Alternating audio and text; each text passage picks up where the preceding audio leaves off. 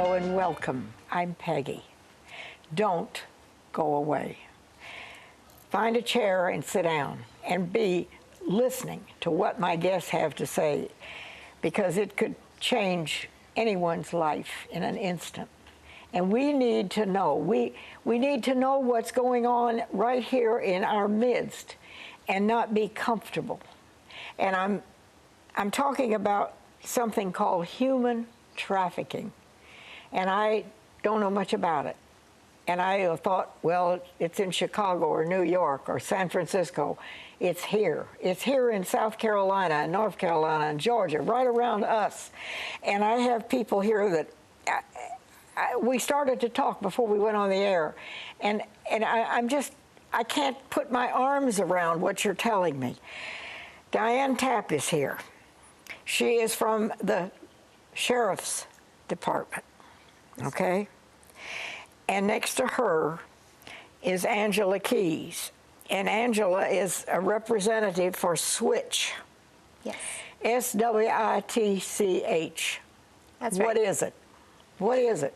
SWITCH is an organization here in Greenville, South Carolina, and our mission is to end sexual exploitation in the upstate. So I'm a volunteer with them, and Diana is from the Sheriff's Department. I'm a victim advocate with the Greenville County Sheriff's Office. With the Greenville County Sheriff's Office. Yes, ma'am. And you're telling me that this thing called human trafficking is happening in our midst. All right, let's begin at the beginning. What is human trafficking? Human trafficking is harboring of someone against their will for sexual exploitation, or it could be for labor trafficking as well. So there's a difference, a misconception. Some people think that it's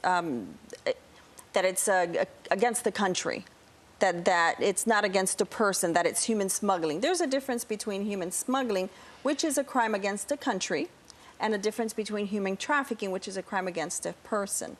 So that person is being trafficked for sex, and it is happening in the upstate, Greenville, Spartanburg, and Anderson.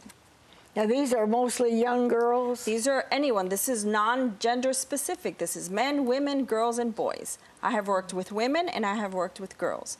We at the Sheriff's Office are looking for girls that are runaways.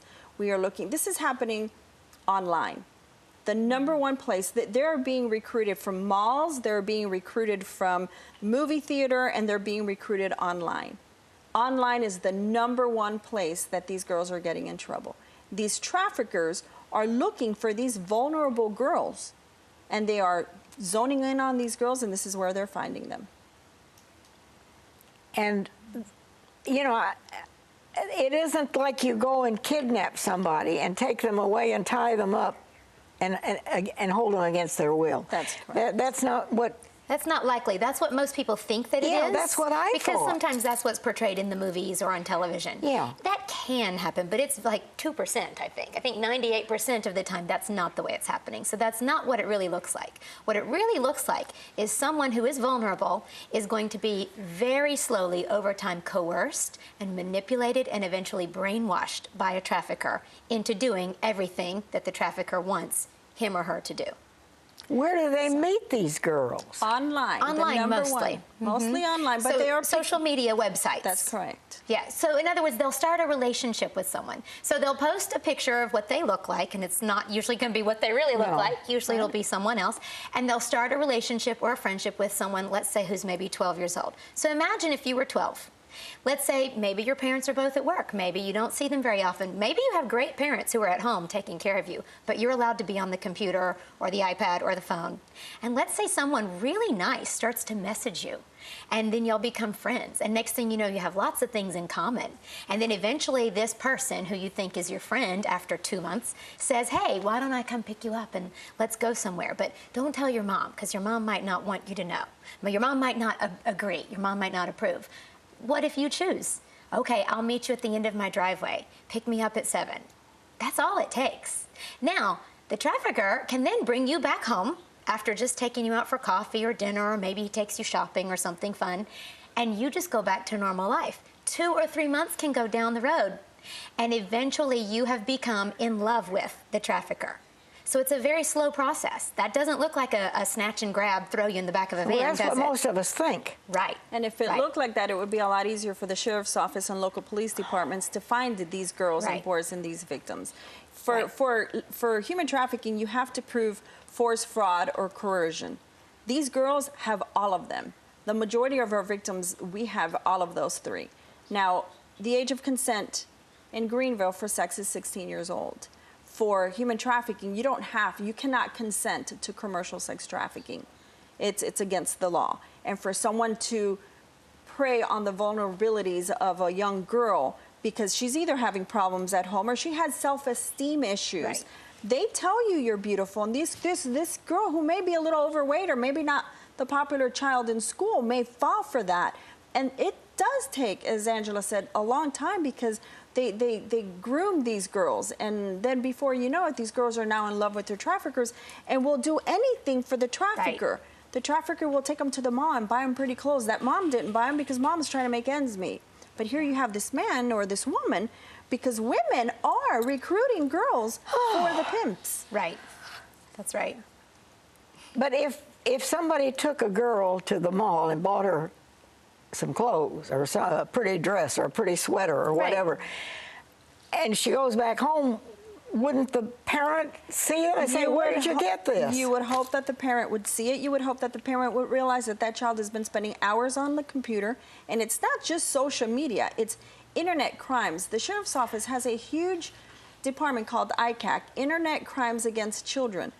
That's how it's happening. These people go online and they portray themselves to be another boy, maybe a 15 or 16-year-old boy, more in the age of the person that they're trying to portray and to coerce.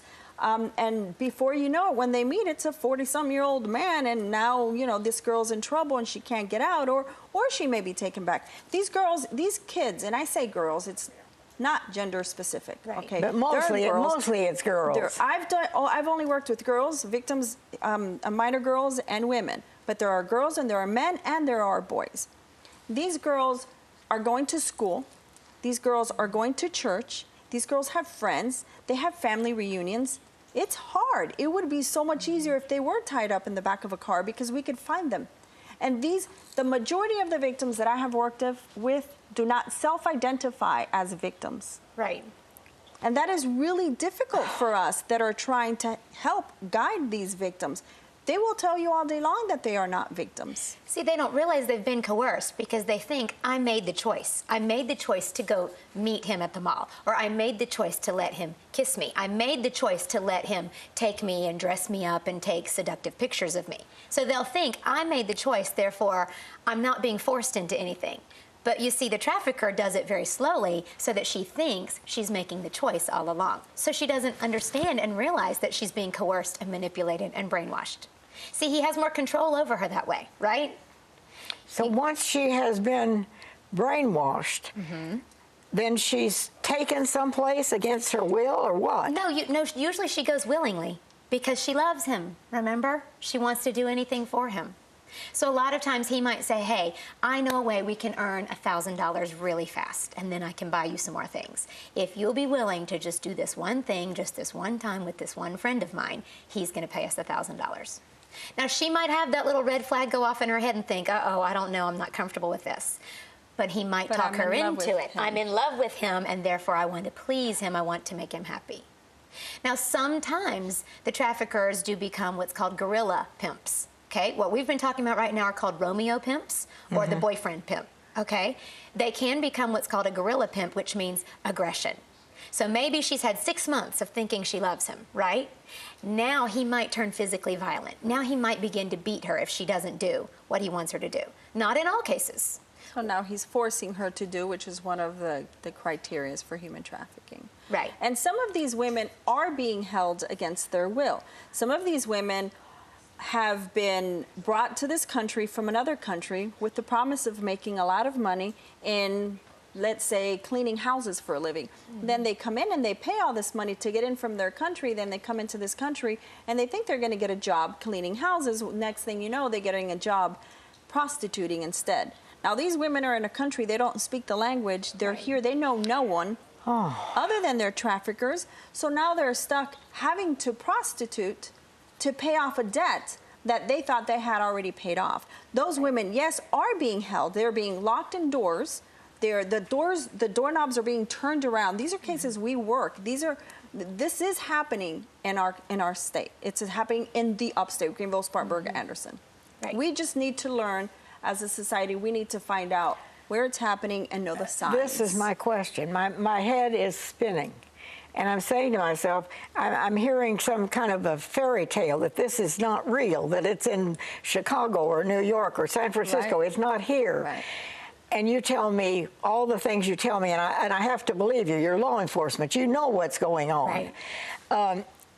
My question is, what can we as citizens, as parents, for instance, as churchgoers, as people who want to do the right thing, what can we do? We've got to do something. My biggest plea is to the parents. It has to start at home. Please, please know what your children are doing online. Meet your children's friends. Know who your children are hanging out with. Monitor, if a child is 13 years old and they have a phone or a computer, they don't pay for that phone or their computer. You're paying for it because they don't have a job to pay for it. It is your right to go online and find out and monitor. Put parental blocks on their phone and on their computer so they cannot go on Backpage.com, which is the #1 place that this is happening. They're posting pictures of their children. They are posting really ugly pictures of these girls. No, parents, watch what your kids are doing online.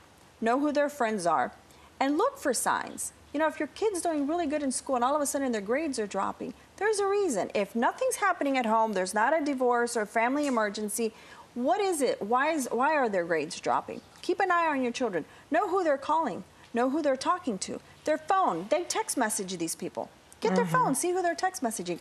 Go on the history in the computer. See which websites they've gone to. A lot of kids go into chat groups with a bunch of kids that may be interested in soccer. And they're going there, and there is a predator sitting there watching them and watching everything that they write. They may say something like, oh, I wish I could go to the park, but my mom won't let me. All of a sudden, they hone in on that, and that person is watching and figuring out what they can do, and they start talking, then they have a private conversation. Know who your kids are talking to. Talk to your kids. Let them know it is happening. Let them know the dangers. We were always told, don't get in a car with a stranger. We were never told, you know, I'm almost 50 years old. I was never told, don't go on a chat group because we didn't have them back then. That's right. Yeah. But go online. Figure out who your kids are talking to. That's to the parents. Then if you're a church leader, if you're a faith leader, these girls are going to church. As a faith leader, look out for certain things. If you see that there's a 16-year-old girl or 15-year-old girl or 14, whatever her mate, and she has 2 cell phones, why do you have 2 cell phones? You have a cell phone your mom gave you in case of an emergency. Who gave you this other phone? Or if your child comes home from school and she has a phone and you've never given her a phone, you need to ask her where that phone came from. Because there's a huge possibility that her new friend, the trafficker, may have given her that phone to make her dates on.